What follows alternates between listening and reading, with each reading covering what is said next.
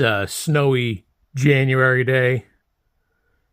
Everybody's getting buried with snow this weekend, so I got this latest copy of Overdrive Magazine, 1971, and it's got a neat article about the Transtar 4300s. Of course, they've got a 4200 in here. Overdrive microscope discovers few bugs in out-of-this-world invasion by Earthlings from International Harvester. Lightweight conventional, one of the roomiest cab interiors on the road. But oh, for an extra inch of windshield. You'll find out what that means here. International gets it together with the Transtar Conventional 4000 series. Should I read it to you guys? It's kind of long.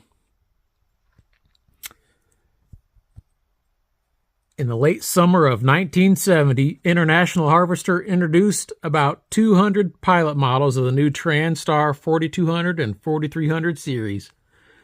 They were not officially introduced until late spring 1971, and their public relations program, whatever that is, did not shift into a higher gear until the summer. Now we expect their sales department will get into overdrive, for the international fans around the country have been chomping at the bit to see a write-up in these pages. Impressive beast. This 4000 series tractor is at first glance an impressive-looking beast with a front-end look slightly reminiscent of a Peterbilt or Kenworth, though not as handsome. Natch. I'm guessing they mean naturally. I disagree. It is quite handsome. Your first reaction to one of these 4000 series conventional Transtars will no doubt be, not bad. Not bad at all. And that is precisely our reaction. Like the famous B-Series Max introduced around 1953, this model grows on you and gives you the feeling of being a truck inside and out. Well, no crap. We dissected a stock model fresh off the garage floor, complete with rundown battery and souvenirs of birds as well as assorted layers of dust, the thickness of which varied due to whatever part of the tractor was vertical or horizontal. Ditto to the bird clams. Got a side picture here. Square turn signals enhance the already rugged looks of the Transtar 4200 and 4300 models, but the cheap standard clearance lights on the roof don't do justice to the rest of the truck. You can see it's got those little old lights, not those bullet lights. Again, this is when they first were coming out. The grills are different on them. There's quite a few different things you'll see in here. We'll go down to this picture. It says, at last, rounded doors and recessed handles at a height low enough to be accessible even to a midget. All right. In spite of dust, rundown battery, birdie, no-nos, and the like, we took an immediate liking to this impressive monster in most departments. And as our faithful readers know, we're a little hard to please. First item we clapped our hands over are the doors. Round edges, just like a Kenworth. No gouges will appear in your shoulder or head from these doors. In addition, the door handles have been completely revamped, similar to the GMC Astro model introduced 3 years ago. They are recessed in the door and are very impressive to catch, and are impossible to catch your sleeve onto. Easy reach and operate, the door handles inside and out are a nice improvement. A piano hinge hangs down the doors, and it's about 26 inches long. The round striker plate is supplemented by an extra door guide, so the constant slamming of the doors should not see them hang badly, even after years of abuse. Besides, they're all adjustable. As you climb into the co-driver's side, which co-drivers sometimes do, you will notice an additional inside assist handle or grab bar. Getting up and into the roomy cab is easier from the co-driver's side than it is from the driver's side, in as much as the first step on the driver's side is one of those famous big ones. Because it's not a lowrider. Maxi visibility for minis, for short kings. Once inside the cab, you will notice a large window in the lower portion of the door on the co-driver's side. It's about 1 foot by 7 inches, and it provides good visibility for those little sports cars which sometimes creep alongside you. It also gives you nice visibility down into those sports cars when sporty drivers wear even sportier mini dresses. And if you're safety-minded, the addition of a convex mirror in this spot will give you a feeling of confidence as you yank your trailer around those right-hand turns in Jersey City or Milwaukee or anywhere.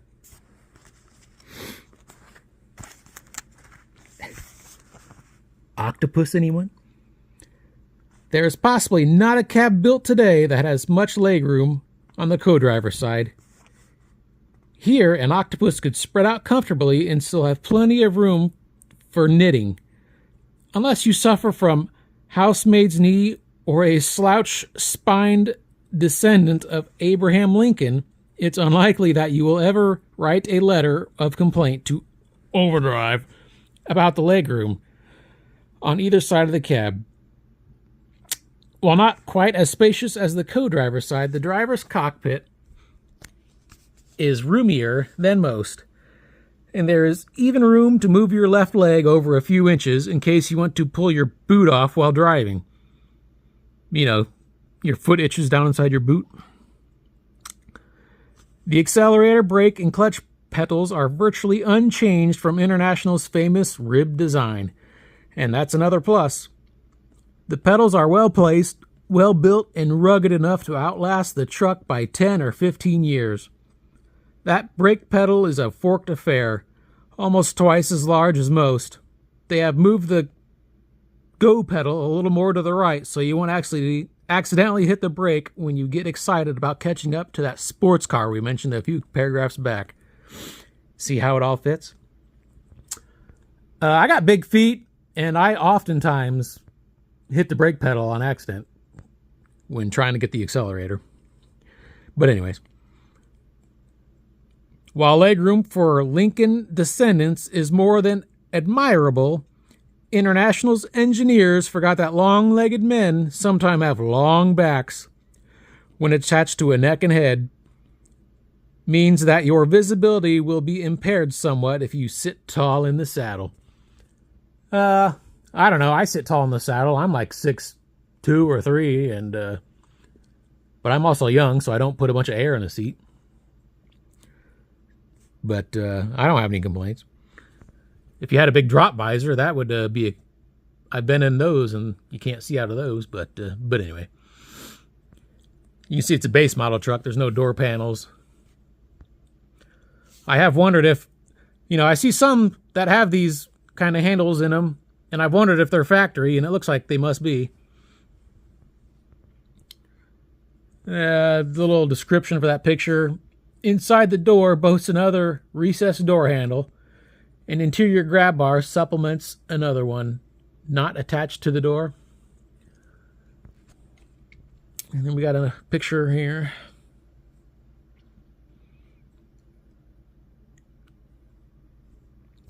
Anyways. Yeah, there. From the driver's side, you get the feeling that it's a real truck. Because it is. Note the map pocket on the door, a convenience item that can be duplicated and larger at low cost on the co-driver's side. Seat is by Cushionaire, a product of National Seating. Visibility. The visibility is much better than the white Freightliner, a real tank, but not quite as good as it could be due to the height of the windshield. We kept feeling that we wanted an extra inch of height, probably because we could use it, and a 6'4" stallion, such as myself, would need it even more. I don't need it. As a result, we suspect that the extra longs will keep their cushion air seat lower than they would like. I just wish my seat had armrests. That's my only gripe. Or else we'll bend their heads forward just a bit. The vertical windshield height is a mite too short. The other dimensions of the windshield are fine, and economy-minded truckers will appreciate the fact that this split windshield is also flat, making replacement cheap and distortion absolutely nil. Ditto nasty reflections that flash across most curved windshields like ghostly centipedes on an errand of annoyance. Whatever. I thought this picture's interesting. They're talking about wiring diagram is handy, permanent. This photo does not do justice to the ample legroom and simple but trucky design. The vent and heat control is hard to reach from the driver's side. This must have just been on early trucks. You see the controls for some of the heat right there? I've never ever seen one like that. And it looks like a vent down there.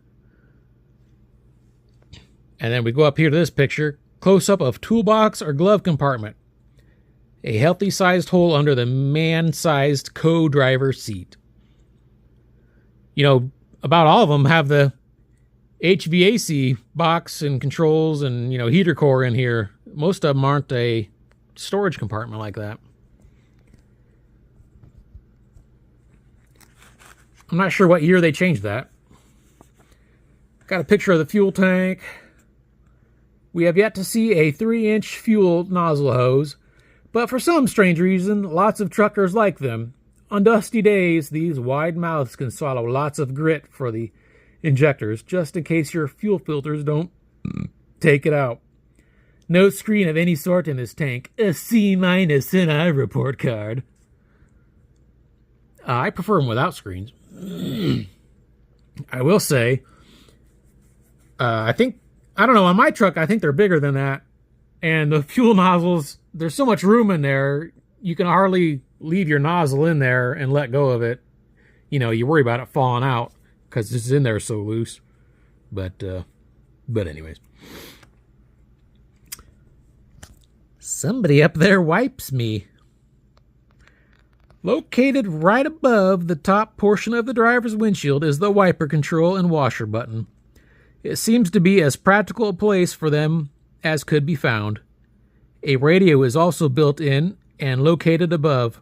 The make of the radio in the model we checked out could not be determined, but the quality for a stock radio was above average, even with the engine running. Excuse me. In the old Transtars with roof-mounted air conditioner, we complained about the drain tube, which hung like a loop of spaghetti. It's not there in this model, since International decided to have a built-in air conditioner unit on the co-driver's side. However, in all fairness to our fears, we must point out that this particular model did not have the condenser on the roof at all. So it's possible that the annoying sweating like spaghetti loop will once again make its appearance. I don't really know what the heck they're talking about. I don't know much about the roof-mounted AC and all that kind of stuff. We couldn't get any concrete or even asphalt answers from anyone at 3 International garages as to the drain tube. But the odds are 80-20 that it will not be there.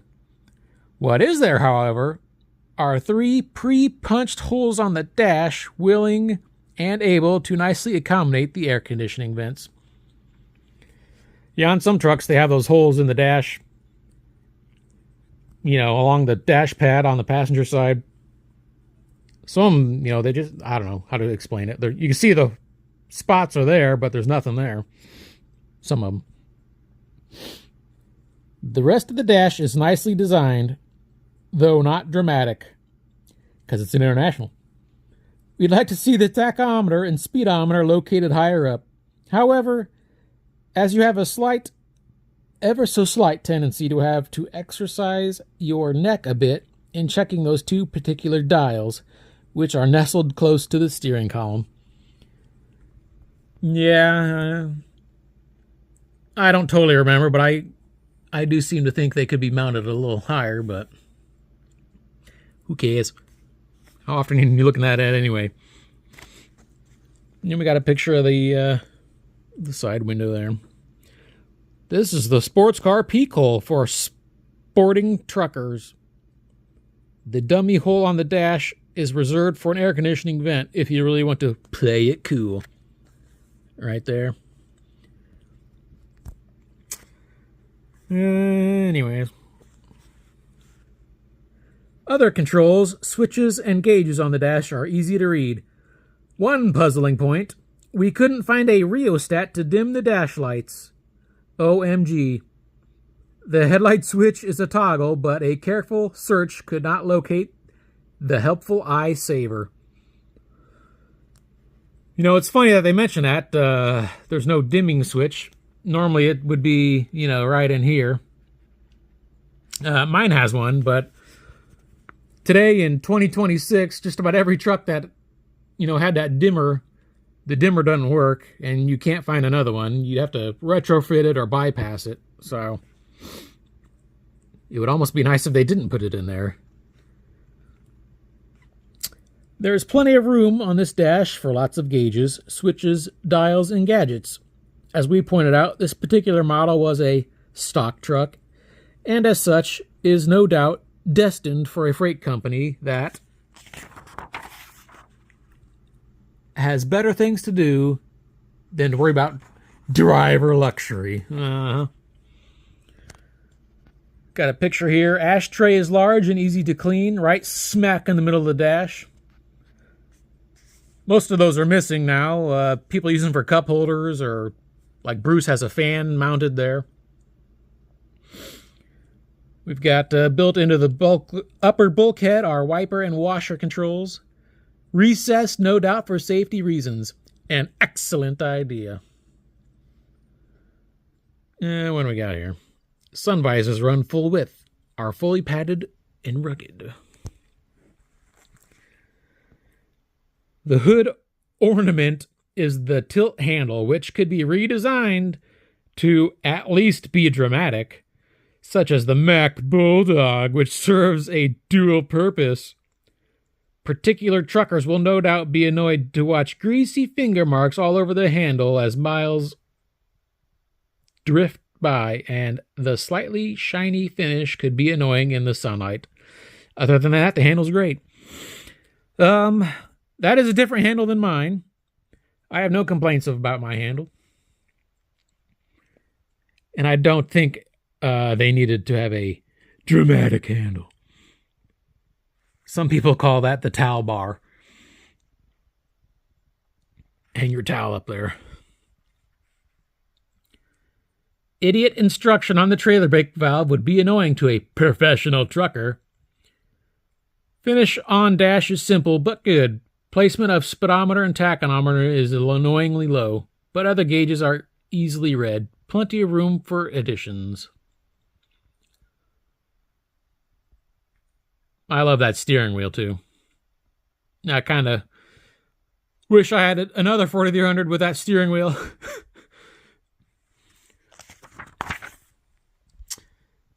Here's some pictures up here. Opening the 4200 hood. Of course, they're going to whine about that too in here. Kersplash! Picture of this action on a rainy night by the road. Oh, picture this action on a rainy night by the roadside. The hood, while counterbalanced, takes a bit of effort and almost the full weight of a man to operate. I can attest to that. It's a heavy bastard to open up. I don't think it's counterbalanced at all. At least on my 84. But anyway. Curiously refreshing. One item that, like Schwippies? No idea what that is curiously refreshing is in the heater defrost system. There are 4 slots for the defroster and 2 separate motors. One motor seems to throw out a healthy amount of air while directed from each of the 4 slots. Want more? Just turn on the second motor and the volume increases. All air and defroster handles are well placed with the exception of a couple located near the co-driver's feet. It would be impossible to adjust them while driving unless you slid almost all the way off your seat in the process. If you did that, however, you would be reminded just how roomy the cab is. There is an acre and a half between the 2 seats, and the entire floor is nice and flat. Easy to clean and keep clean. No one keeps their International clean. They'll beat the crap out of it. While there is no glove compartment at all, there is a very large tool compartment under the co-driver seat. It opens by means of a piano hinge aluminum door that has a substantial latch on it. It's quite large, measuring approximately 14 inches wide by 9 inches high. Also quite large are the idiot instructions on the trailer brake valve. There is, in quite bold letters, are the instructions, "Not for parking." They sure are butthurt about that, aren't they? We were under the impression most drivers learned this in the early days of their driving careers, and we consider such instructions to be an insult to the intelligence of most drivers. It reminds us of the decal instructions to drivers not to drive over 40 miles per hour for the first 500 miles. Remember? No, I've never heard that in my life. Is that because you're waiting for your engine and your gear train to warm up? But it's fairly easily peeled off unless you work for a freight company, in which case there might be a bulletin issued to prohibit said peeling. The emergency engine stop for this Transtar is conveniently located. As you guessed, this particular Transtar tractor had a GMC 318 in it. What a piece of junk. 318. The parking brake and trailer emergency air cutoff valves are both well marked, convenient, and designed to eliminate mistakes, being not only different colors, red and yellow, but also different shape. An almost air and water tight cab is assured through the use of suspended clutch pedal. Any other holes through the firewall are nicely sealed. My cab's pretty watertight, it seems like. It's definitely not airtight. Ditto the transmission stick. 3.5 turns of the window crank is the ratio in that department, and a large side vent is easy to open and will allow large gulps of fresh air to enter in case your cab has no air conditioner.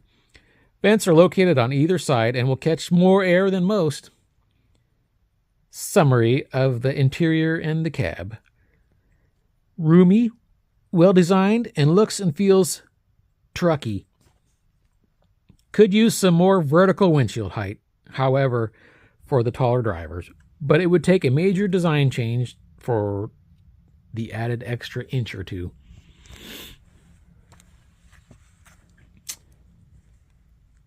The other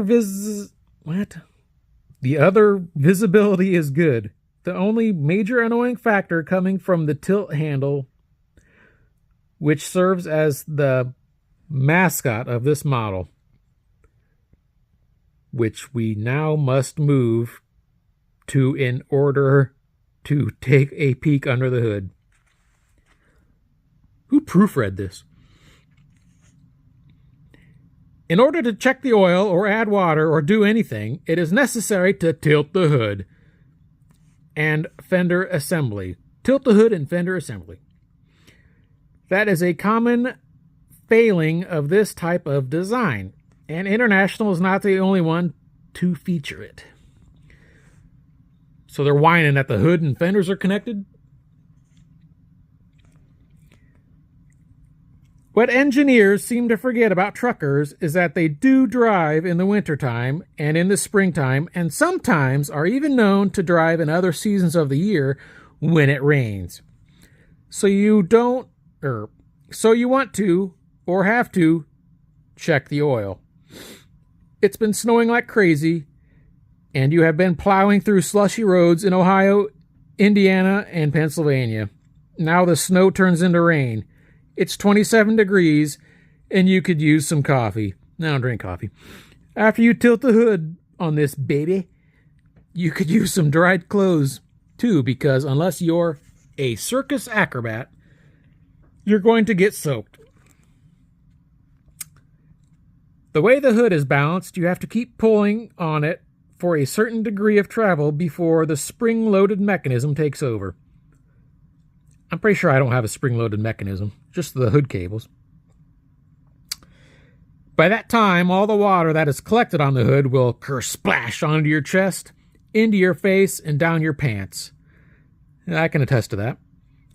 There's no way around it, unless you either 1, wear a scuba outfit, 2, always let a truck stop attendant do the dirty work. Unfortunately, neither of these suggestions is practical. We would hesitate to suggest that a flap be installed in the hood to check the oil, because immediately the engineers would say, where? Because each engine has a different place to check oil, and putting a large enough door in the hood would probably weaken its structure. You know, like a 359 that have those little doors so you can check your oil and all that crap. That is pretty neat.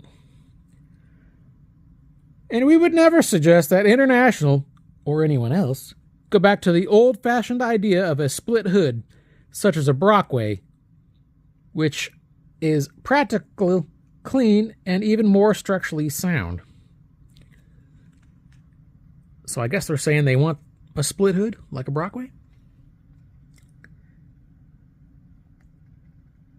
That same Brockway, for instance, when you raise one half of the hood, it is raised away from you so any rain or snow does not drench you.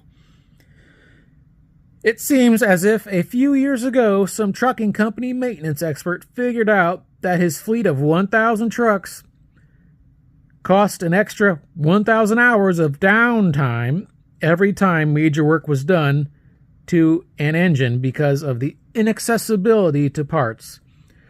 So some of the truck manufacturers accommodated him by building the integral hood and fenders, which is very impressive when tilted, and after all, it only takes a few seconds, etc., etc.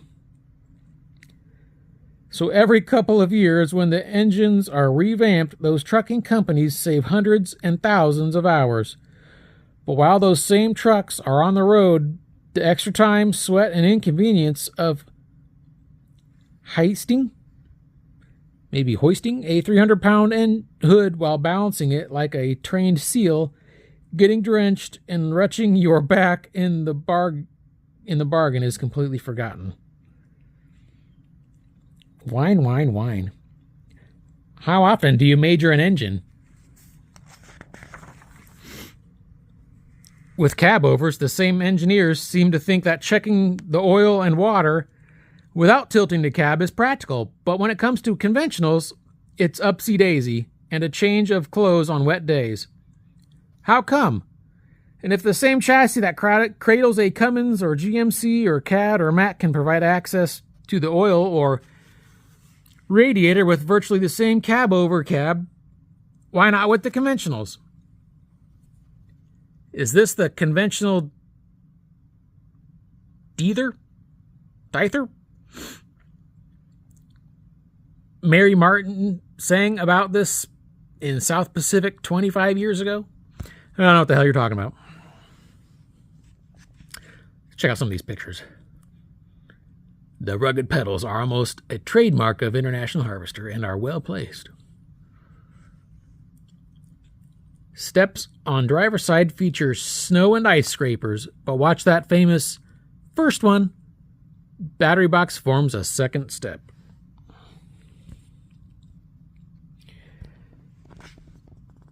That long, skinny tube is what steers the truck.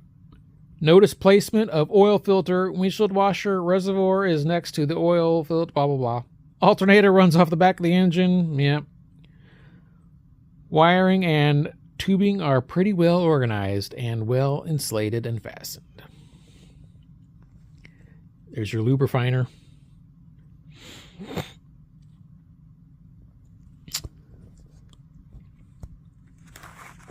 Anyways. The purpose of our tractor dissection articles is twofold. Purpose one is to inform readers of our first-hand inspection reports so they can use the article as a guide, a reference, or as a weapon with which to attack us in case we pull a boo-boo. Purpose number two, to make the truck engineers aware that thousands of potential buyers are reading about their accomplishments and failures before they make up their minds to buy. So if, dear reader,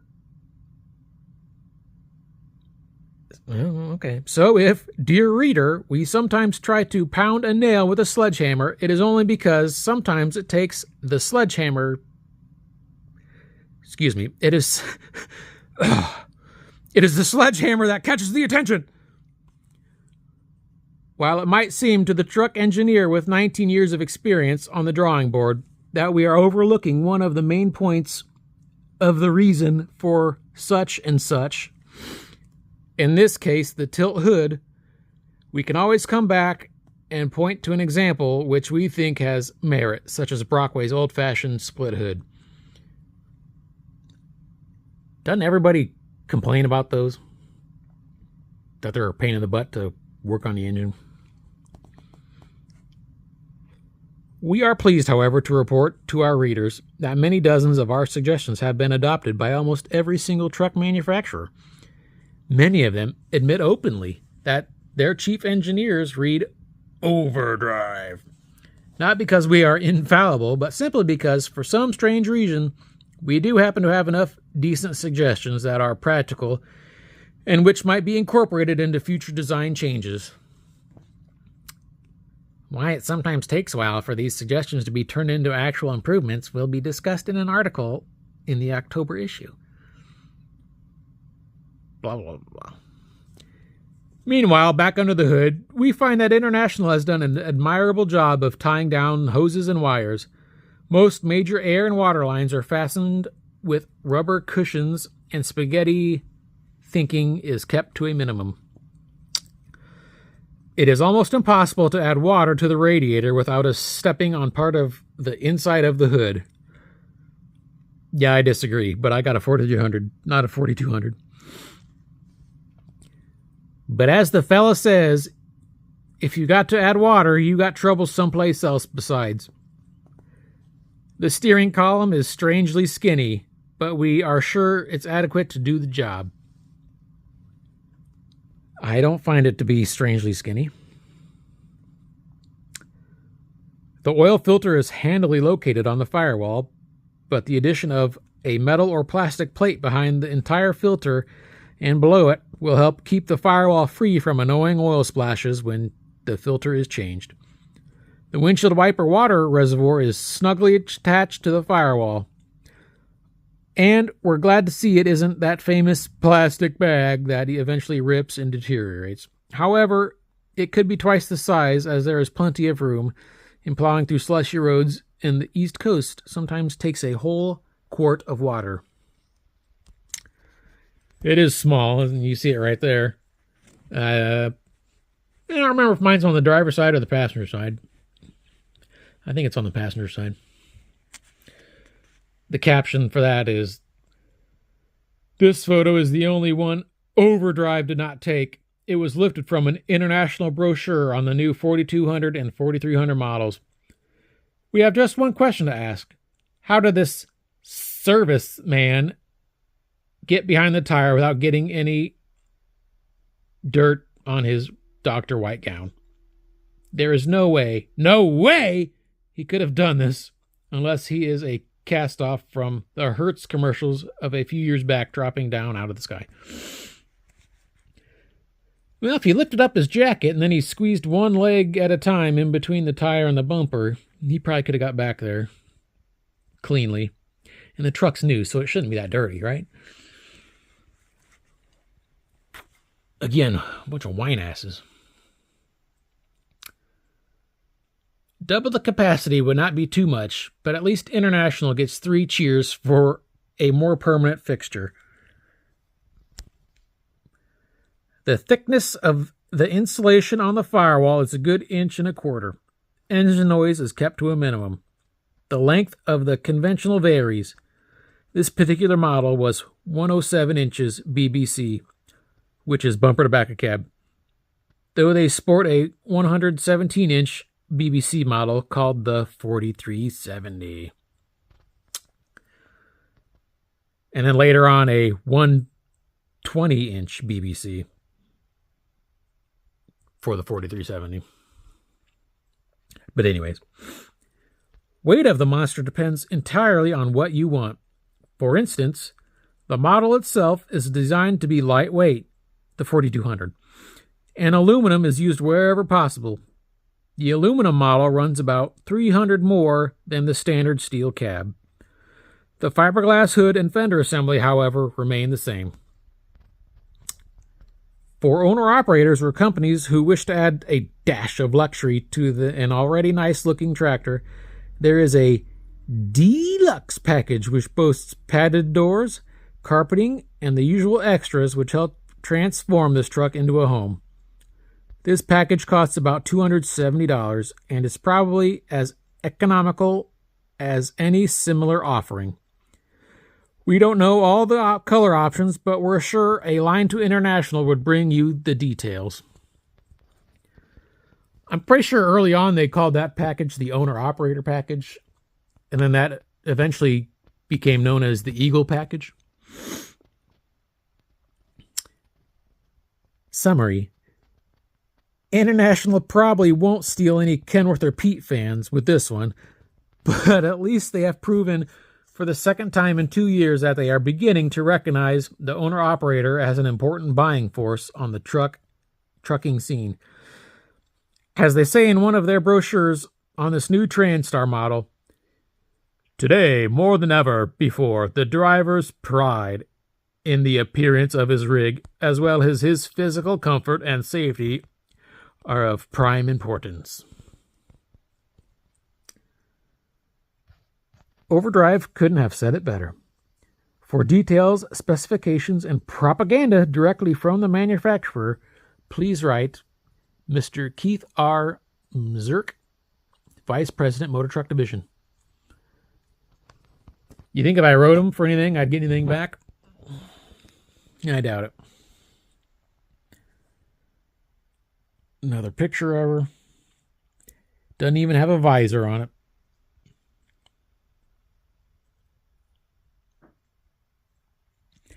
Just in case you forgot what this undissected tractor looks like, here's a parting shot. The next one you see will most likely be in person. Hell yes. Boasting double action ball and socket coupling for the accelerator linkage.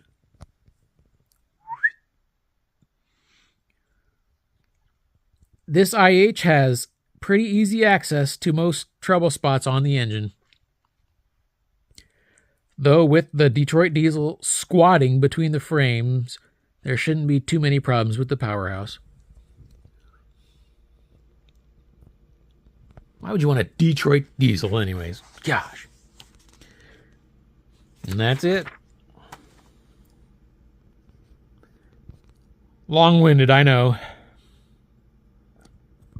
Sure was a lot of whining in there.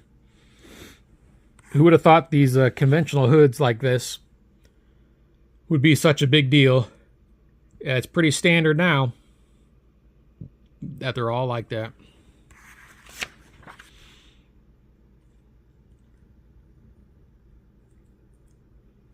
But yeah, the early trucks had all the HVAC stuff in the dash, I guess. And then they went under the passenger seat. And then, like mine, the controls are in the dash, but the heater core and stuff is still under the seat. So, there you go. You know, let me also add that we made it into the Selking International's calendar. July should be the next one, I think. There we are. Bruce's truck, my truck, and Tracy's truck. Selking International Trucks. Go to your local Selking International dealer and see if they got any left. And while I'm making a video, I'll add that I recently acquired some fog lights for my truck. Look at that. NOS OEM.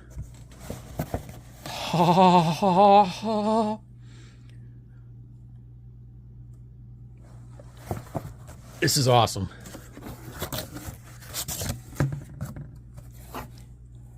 I didn't know International used Perlux lights. My line set ticket says it came with yellow fogs, but I think this will be just fine. There's some wiring in there. There's some brackets in there. That would be awesome if this thing just bolts right up to my bumper.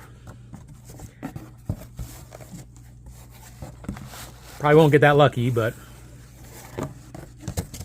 definitely going to have to hang on to this box. Display it somewhere. That is awesome. I got it from my friend Tommy. Some of you might know Tommy. But here's what it looks like outside today.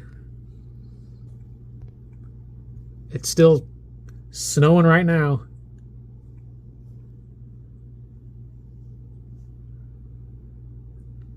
I'll have to go out there and shovel later. The road goes out here. Can't see it. So, have a good one out there.